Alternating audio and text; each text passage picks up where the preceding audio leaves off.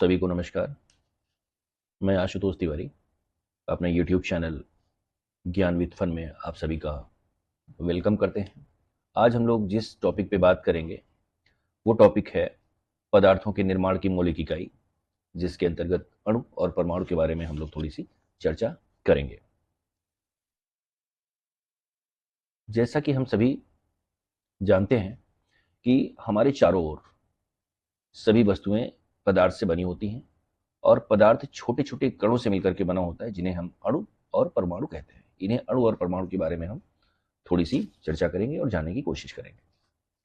जैसे विद्यालय में आप होते हैं तो चाक या कोयले का बड़ा टुकड़ा लीजिए और उसे पीस करके छोटे छोटे टुकड़ों में विभाजित कर दीजिए और हर टुकड़े में उस पदार्थ के गुण विद्यमान होते हैं जो उस टुकड़े में होते हैं। अब इसे इतना पीसें कि पाउडर के रूप में आ जाए।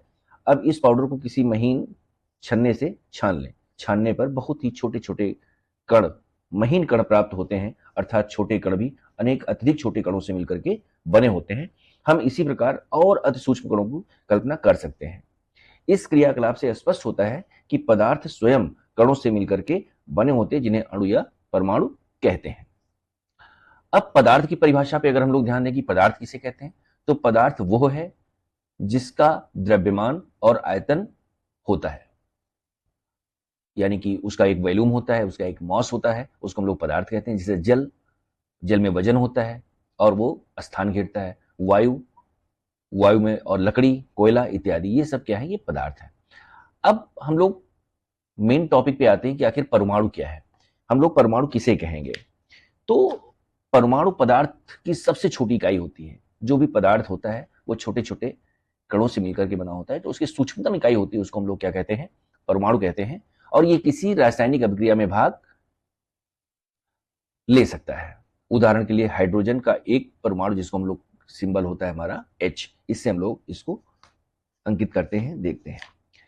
किसी पदार्थ का वो सूक्ष्मतम कण जो स्वतंत्र अवस्था में रह सकता है परंतु रासायनिक अभिक्रिया में भाग भी ले सकता है, उसको हम लोग क्या कहते हैं? परमाणु कहते हैं। ठीक है। अब बात आती है अणु क्या है। तो जब दो अणु क्या है कि जब दो या दो से अधिक परमाणु आपस में जुड़ते हैं, देखिए मान लीजिए ये परमाणु, ये परमाणु, ये परमाणु आपस में ये जुड़ करके कुछ ऐसा एक स्ट्रक्चर बनाते हैं, उसको हम लोग क्या कहते हैं? अणु कहते हैं। यानी कि जो परमाणु होता है वो अणु से, जो अणु होता है वो परमाणु से बड़ा होता है। उदाहरण के लिए जैसे जल, जिसका सूत्र होता है H2O, तो इसमें हम लोग देख भी सकते हैं कि जल में का जो फार्मूला है उसमें हाइड्रोजन के 2 परमाणु हैं, ऑक्सीजन का 1 परमाणु है। ठीक है। इसी तरह से ऑक्सीजन के भी परमाणु होते हैं। तो अगर हम अणु के बारे में बताना चाहें, जानना चाहें, तो पदार्थ का वो सूक्ष्मतम कण जो स्वतंत्र अवस्था में तो रह सकता है, ये स्वतंत्र अवस्था में तो रह सकता है, तथा जिसमें पदार्थ के सभी गुण भी विद्यमान होते हैं। यानी कि जिन अणुओं से मिलकर के पदार्थ बना होता है, उन अणुओं में पदार्थ के सारे गुण भी विद्यमान होते हैं, वो अणु कहलाता है। और सबसे बड़ी चीज यह है कि यह जो अणु होता है वो स्वतंत्र अवस्था में नहीं रह सकता है। ठीक है।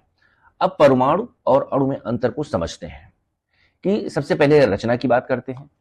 तो एक सबसे पहले देखते हैं क्या है कि अणु तथा परमाणु को नग्न आंखों से देखा नहीं जा सकता है, उनको हम लोग अपने नंगी आंखों से नहीं देख सकते हैं। परमाणु आपस में संयुक्त होकर के, जब परमाणु आपस में संयुक्त होते हैं तो क्या बनाते हैं? अणु बनाते हैं। और समान परमाणुओं के संयोग से अणु बनते हैं, जैसे ऑक्सीजन, हाइड्रोजन, इस तरह से। और भिन्न परमाणुओं के संयोग से क्या बनते हैं? यौगिक बनते हैं। इसका हम यौगिक के बारे में हम अलग से भी आपको बताएंगे। अब बात आती है जैसे जल, कार्बन डाइऑक्साइड। अगर हम लोग कार्बन डाइऑक्साइड की बात करें तो कार्बन डाइऑक्साइड में CO2 होता है ना? इसमें कार्बन होता है और ऑक्सीजन होता है। कार्बन का एक अणु होता है और परमाणु होता है, और ऑक्सीजन के 2 परमाणु होते हैं। तो इस तरह से ये यौगिक बन जाते हैं। परमाणु सबसे छोटी इकाई होती है, जैसे ये हाइड्रोजन, ऑक्सीजन, है ना? और परमाणुओं का जो अणु क्या होता है? परमाणुओं का समूह होता है। एक प्रकार के भी परमाणु हो सकते हैं और अलग प्रकार के भी परमाणु हो सकते हैं। ये अणु और परमाणु में अंतर हुआ। अब संरचना की हम लोग बात करते हैं कि परमाणु की संरचना कैसी होती है। तो हम लोग देखते हैं कि परमाणु में मुख्य रूप से 3 कण पाए जाते हैं। हम लोगों ने नाम भी सुना होगा, प्रोटॉन, न्यूट्रॉन और इलेक्ट्रॉन। प्रोटॉन, न्यूट्रॉन और इलेक्ट्रॉन। तो सबसे पहले हम आपको बताएं कि परमाणु शब्द को यूनानी भाषा में एट्रॉक्स कहते थे, जिसका अर्थ होता है अविभाज्य।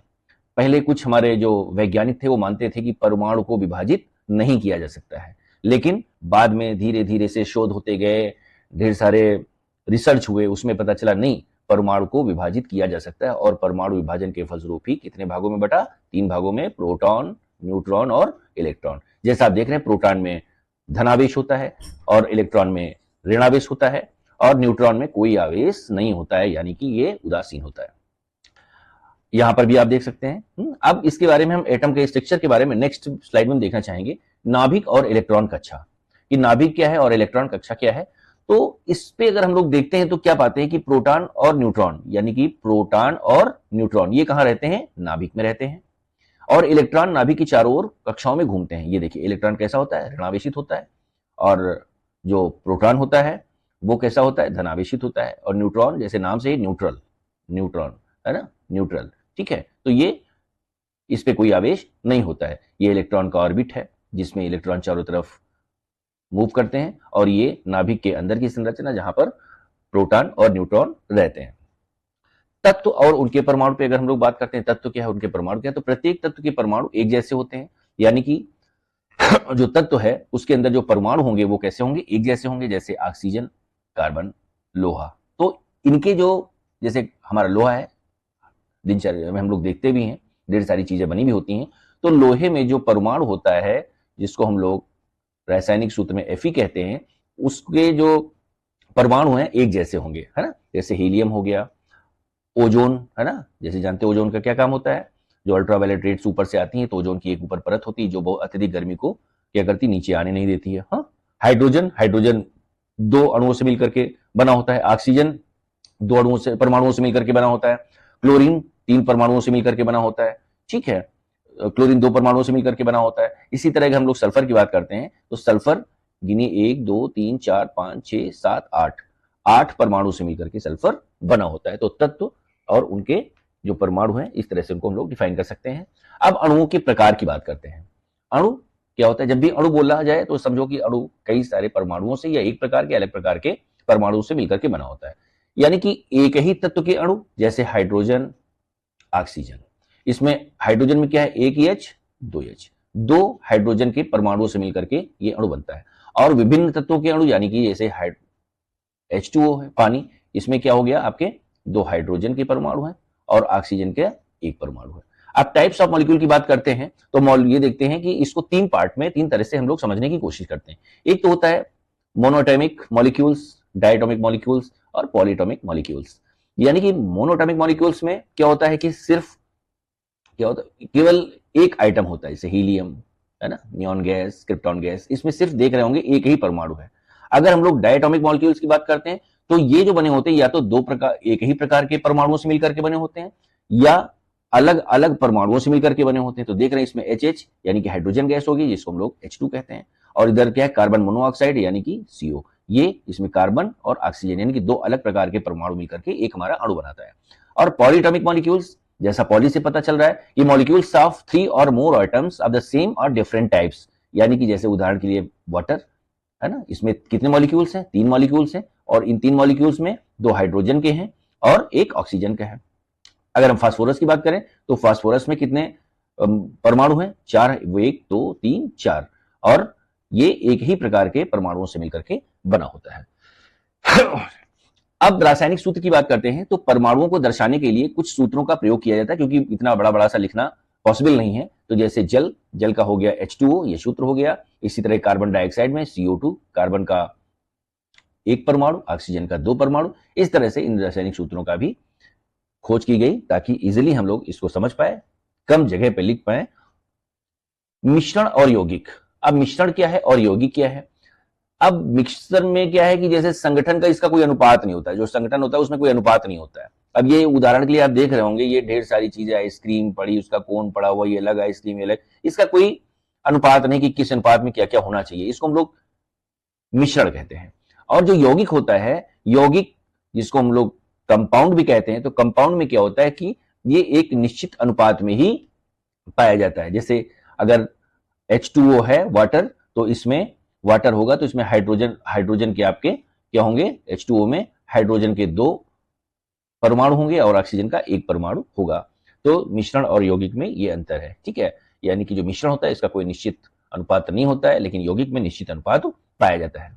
अणु और परमाणु का महत्व, रासायनिक अभिक्रियाओं को समझने के लिए अणु और परमाणु की जानकारी आवश्यक है। आगे आने वाले क्लासेस में आपको और डिटेल में इसको पढ़ना होगा। यह विज्ञान, औषधि और उद्योग में उपयोगी है, इसलिए हमको अणु और परमाणु के बारे में जानकारी होनी चाहिए।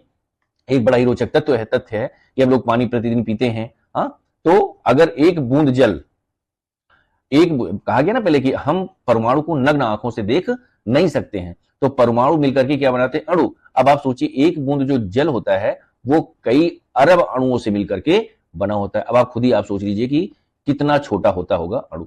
और मानव शरीर में लगभग 7 × 10⁻27 परमाणु होते हैं। उफ, जरा कोशिश करना लिखने की, 7 × 10, 1 0 2 0 ऐसे करके 27 0 कितना हो गया, ठीक है। तो इस तरह से हम लोग अणु और परमाणु के बारे में जानकारी इकट्ठी करते हैं। निष्कर्ष क्या है कि अणु और परमाणुओं से, अणु पदार्थ जो होता है हमारा पदार्थ अणु और परमाणुओं से मिलकर के बना होता है। इसकी संरचना और गुण समझकर हम पदार्थों के व्यवहार के बारे में समझ सकते हैं, उसके बारे में जानकारी कर सकते हैं। तो ये आज एक छोटा सा चैप्टर था आपका अणु और परमाणु के बारे में। Thank you.